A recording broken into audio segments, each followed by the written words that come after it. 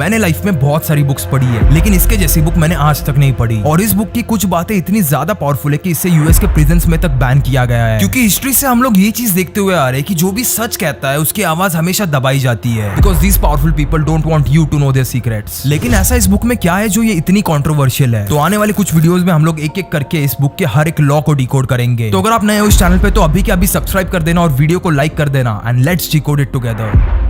Law number 1, never outshine your master. इस law को अच्छी तरीके से समझने से पहले हमें एक ह्यूमन नेचर के बारे में एक बहुत ही इंपॉर्टेंट चीज है उसे समझना पड़ेगा, और वो चीज है इनसिक्योरिटी। ये चीज ना आपको किसी ने सिखाई है ना बताई है, लेकिन फिर भी ये ट्रेट आप में बचपन से मौजूद है। तो आपने ये चीज 110% नोटिस की रहेगी कि बचपन में जब भी हमारी माँ किसी और को अपने गोद में उठा लेती थी तो हम लोग रोने लग जाते थे, और तभी से एक्टिवेट हो चुकी थी ये trait which is known as insecurity. अब इनसिक्योरिटी देखा जाए तो दुनिया में 98% लोगों में ऑलरेडी मौजूद है, और बस 2% लोग जानते हैं उससे डील कैसे करना है। और बहुत ही रेयर चांसेस है कि आपकी उन 2% लोगों से मुलाकात होगी। Most of the time in your life आपको इन 98% लोगों से ही डील करना पड़ेगा, और इनसिक्योरिटी हमारे लाइफ के हर एक एस्पेक्ट में मौजूद है। हर एक जगह पे आपको इनसिक्योरिटी के कई सारे एग्जांपल दिख जाएंगे। एंड जैसे कि मैंने आपको पहले ही कहा था, ये बुक बहुत ज्यादा कंट्रोवर्शियल है, और इसमें ऐसी कई सारी चीजें बताई गई है जो एक इंसान को मैनिपुलेट कर सकती है। तो इसका पहला लॉ उसी का फायदा उठाता है। किसी और इंसान की इनसिक्योरिटी को अपनी पावर बना लो। कभी भी उस इंसान की इनसिक्योरिटी को क्रॉस मत करो, क्योंकि in the end you would be in trouble. आपको एक एग्जांपल देके समझाता हूँ। जब भी स्कूल में कोई टीचर पढ़ाते हुए कोई गलती कर दे और कोई बच्चा जाके बीच क्लास में सबके सामने उनको टोके और उनको करेक्ट करे, तो वो चीज किसी भी टीचर को पसंद नहीं आती। और आप ये चीज नोटिस करोगे कि उस टीचर का बिहेवियर उस स्टूडेंट के लिए बहुत ज्यादा बदल जाएगा। और ये चीज जॉब में भी एप्लीकेबल है। जब भी आप अपने बॉस से शाना बनने की कोशिश करोगे, वो आपको अपनी जगह दिखा देगा। और ना सिर्फ प्रोफेशनल एरिया, पर्सनल एरिया में भी सेम चीजें होती है। आप अपने फैमिली में ही देख लो, जब भी आप खुद से बड़े किसी इंसान को कुछ बताने जाओगे या फिर कुछ सिखाने जाओगे, तो वो आपसे एक ही चीज कहेगा,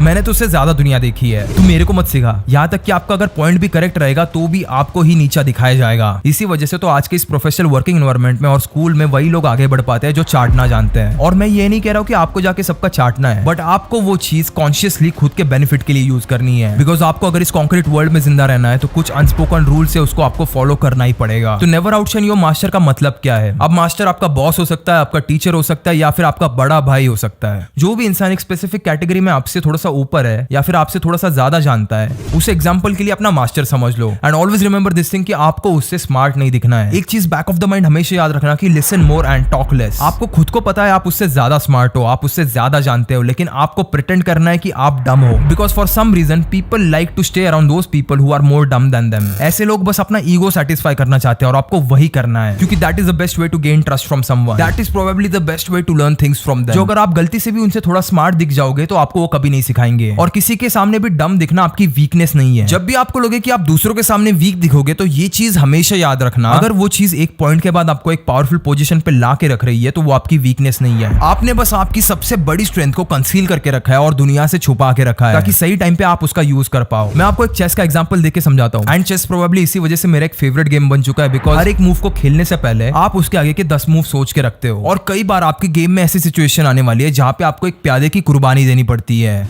you have to sacrifice it if you want to win the game. सामने वाले को ऐसा दिखाना पड़ता है कि वो जीत रहा है, सब उसकी मर्जी के हिसाब से हो रहा है। ऐसे मोमेंट्स में कई बार सामने वाला अपना डिफेंस मैकेनिज्म ड्रॉप कर देता है, and that is exactly when you attack. उसको लग रहा था पूरा गेम उसके कंट्रोल में है, बट इन रियलिटी शुरुआत से गेम को आप ही कंट्रोल कर रहे थे। बहुत बार गुस्से में हम लोग रिएक्ट कर जाते हैं, इसीलिए तो हमेशा आपको कहा जाता है कि थोड़ा ठंडे दिमाग से काम लिया करो। एंड आचार्य चाणक्य को भी इसी वजह से दुनिया का सबसे स्मार्ट टीचर कहा जाता है, बिकॉज उन्हें अच्छे से पता था कि कौन सा मूव कब खेलना है और कब शांत रहना है। और अगर आप जाके चाणक्य की नीति भी पढ़ोगे तो आपको लगेगा कि ये बुक बहुत ही ज्यादा मैनिपुलेटिव है, बट जितनी भी सारी बुक ब्लंट है और सच कह रही है वो इस दुनिया को मैनिपुलेटिव लगती है। बट इन द एंड सब कुछ पढ़ने वाले पे डिपेंड करता है, क्या वो ये सारी टैक्टिक्स जो मेंशन की गई है वो अटैक करने के लिए यूज करेगा या फिर खुद को डिफेंड करने के लिए। तो आज का लॉ यही था कि never outshine your master. I hope आपको ये समझ में आ गया रहेगा और आप इसे अच्छे के लिए यूज करोगे। लेट मी नो आपको ये वीडियो कैसी लगी और आपको अगले वीडियोस में कौन से टॉपिक्स चाहिए, and I will see you in the next video. तब तक के लिए कीप इंस्पायरिंग।